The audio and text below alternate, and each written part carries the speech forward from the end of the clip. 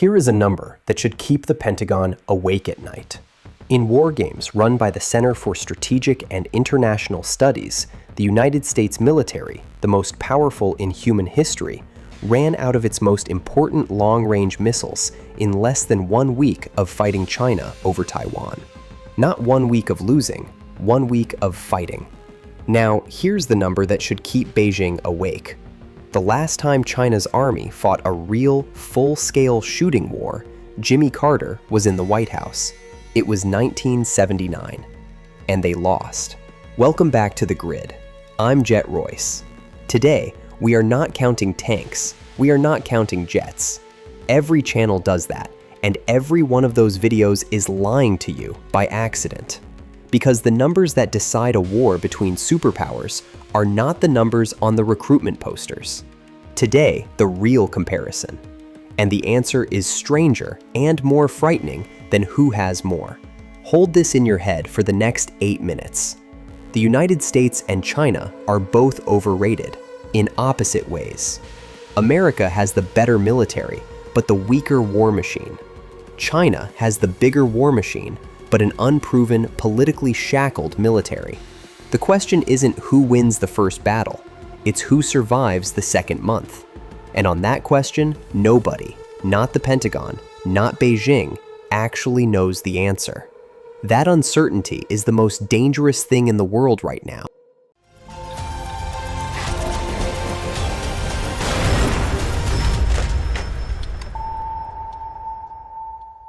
Start with the fact that reframes everything.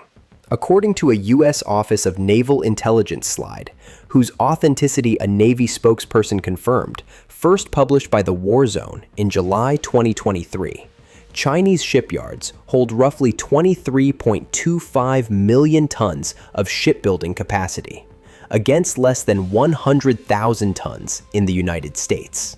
That is, in ONI's own accounting, at least 232 times greater.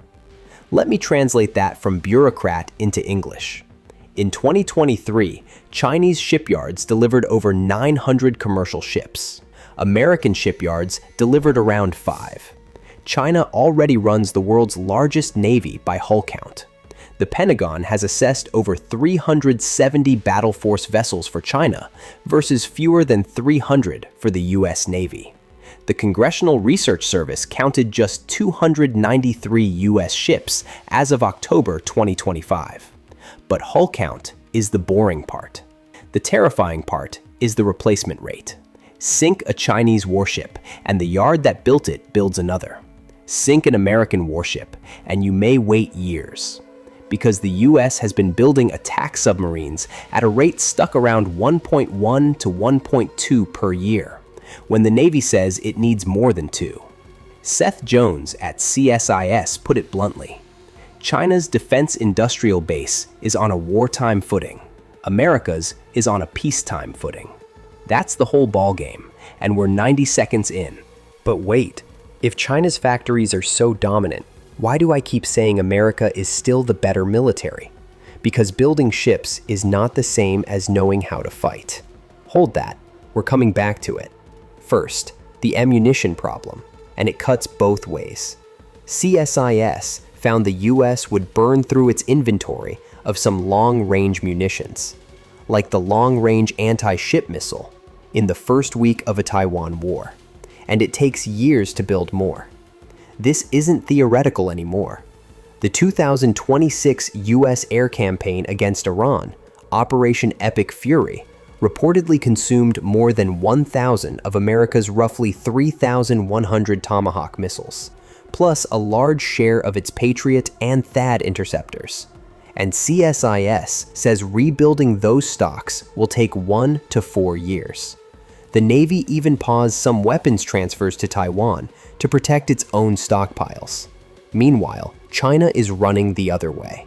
A Bloomberg investigation in May 2026 found that combined sales at China's missile supplier firms hit 189 billion yuan, about $28 billion, a 20% jump in a single year, and the number of listed firms disclosing missile component production has more than doubled since 2013, from 32 to 81. Bloomberg's verdict, in their words, China is flush with missiles, just as U.S. stockpiles have been depleted. A U.S. Air Force acquisition official, Major General Cameron Holt, warned back in 2022 that China acquires weapons 5 to 6 times faster than the U.S. That is the magazine depth gap, and it is the hinge of this entire war. Now the part almost no comparison video covers. This war would not be fought on neutral ground. For China, it's a home game. The Taiwan Strait is about 100 miles from its coast. For America, it's the longest away game in military history, a supply line stretching thousands of miles across the widest ocean on Earth. And America's ability to sustain that fight is quietly rotting. The Military Sealift Command, the ships that carry roughly 90% of the Army and Marine Corps' equipment into a theater, has seen readiness fall to around 59%. Rear Admiral Mark Busby, then head of that command, told Defense News in 2018 that the Navy had been candid with him. It likely wouldn't have enough warships to escort his cargo ships. His instruction to the merchant crews, in his own words, "You're on your own. Go fast, stay quiet." The Heritage Foundation modeled it. Losing just 2 or 3 fleet oilers could collapse U.S. fuel delivery in the Western Pacific below the level needed to keep fighting. And China knows it. PLA doctrine explicitly treats logistics ships as soft targets. So China wins? Not so fast. Because now we return to that 1979 number, and this is where Beijing's nightmare begins. The People's Liberation Army has not fought a major war since it invaded Vietnam in 1979 and got badly mauled by a smaller, battle-hardened Vietnamese force. Xi Jinping himself has a name for the rot that sets into a military that never fights. He calls it the peace disease. The last combat veterans are retiring. Soon, not a single Chinese commander will have led men under fire. Contrast that with a U.S. military that, for better or worse, has been in near-continuous combat since 2001. Experience is the one thing money can't buy and shipyards can't build. And it gets worse for Beijing. Since 2023, Xi has purged his own high command. By CSIS's count, 36 generals and lieutenant generals have been officially purged since 2022, with another 65 missing or potentially purged. Over 100 officers in total, and 87% of the top 3-star leaders from 2022 gone. In October 2025, 9 top officers, including a vice chairman of the Central Military Commission, were expelled at once. The commander of the Rocket Force, the branch that runs China's nuclear and anti-ship missiles, was purged. Sit with that. The men Xi would trust to fight his war are being marched out for corruption and disloyalty. Some analysts say this proves the PLA is hollow. Others, and this is the honest, uncomfortable read, say Xi is scrubbing the force clean before a fight. We genuinely do not know which is true. Neither does the CIA. There's a deeper flaw baked into how China fights. Every PLA unit has 2 bosses, a military commander and a Communist Party political commissar, and the party's control runs down every level of command. American doctrine preaches mission command. Push decisions down, trust the sergeant on the ground to improvise when the plan collapses. And in a real war, the plan always collapses. A force trained to wait for political approval can be shredded by a force trained to act. China knows this and is reportedly experimenting with looser command. But the party will never fully drop the leash. It can't. Control is the entire point of the regime. And then there's the loneliest number in this whole comparison. America has more than 30 treaty allies. China has exactly 1, North Korea. When the US fought Iran in 2025, Gulf partners and Israel fought beside it. If China moves on Taiwan, it likely fights alone, ringed by US allies like Japan, South Korea, the Philippines, and Australia, any of whom could turn China's home game into a siege.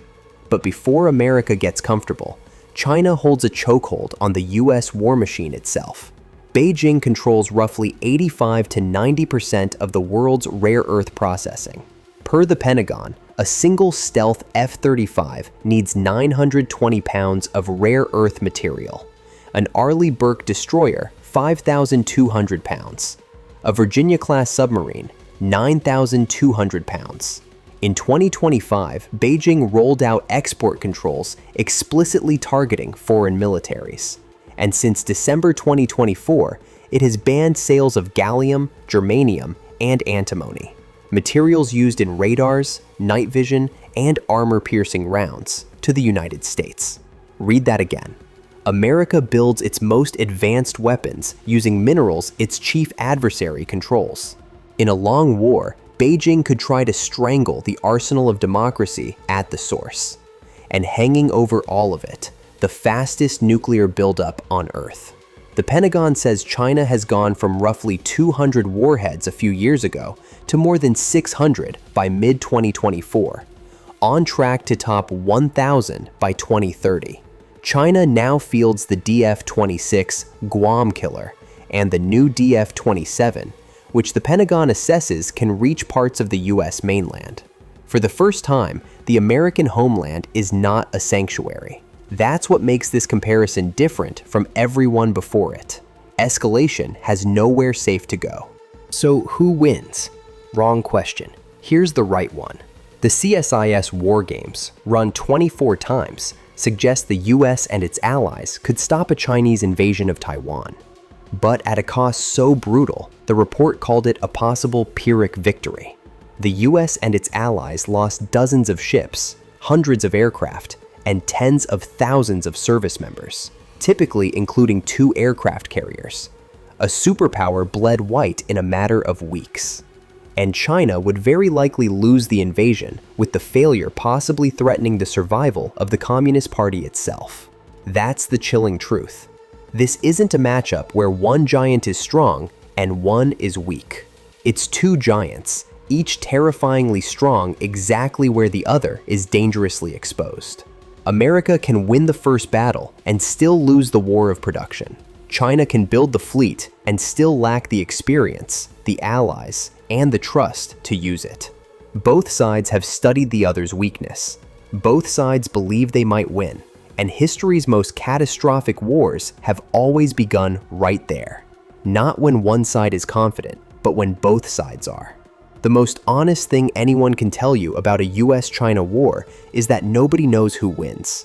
And that uncertainty is precisely why it could actually happen. Tell me in the comments, which weakness scares you more? America's empty factories or China's untested army? Subscribe to The Grid and stay sharp.